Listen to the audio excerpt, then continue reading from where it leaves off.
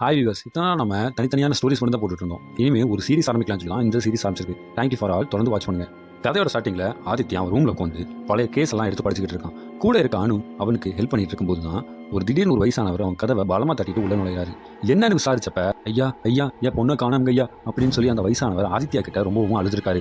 அனு இதை பார்த்துட்டு, ஐயா பொறுமையாக எக்ஸ்பிளைன் பண்ணுங்க, என்ன நடந்துச்சுன்னு தெளிவாக சொல்லுங்கன்னு சொல்லி தண்ணி கொடுத்து கேட்டப்ப, என் பொண்ணை 2 நாளாக காணும், எங்கே போனானே எனக்கு தெரியல, கடைசியாக அவளை அந்த பழைய பில்டிங் பக்கத்தில் தான் எல்லாரும் பார்த்துருக்காங்கன்னு சொல்லி ரொம்பவுமே அழுதுகிட்டே சொன்னார். அந்த பில்டிங்னு சொல்கிறத விட அது ஒரு பாலடைஞ்ச பங்களா. அந்த பங்களாவில் அடிக்கடி அமானுஷமான சத்தங்களும் நிறைய பேர் இறந்தாவும் அந்த பகுதியில் வாழ்றவங்க நிறைய பேர் சொல்லியிருக்காங்க. சென்னையோட கிழக்கு பகுதி எல்லையில் அமைஞ்சிருக்க அந்த ஓல்டு பங்களா ரொம்பவுமே பயங்கரமானது.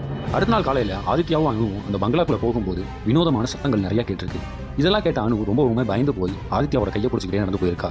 உள்ள போன உடனே மேலே பார்த்தப்ப மொட்டை மாடியில் ஒரு பளபளத்த நிழல் அவங்க கண்ணுக்கு தெரிஞ்சிருக்கு.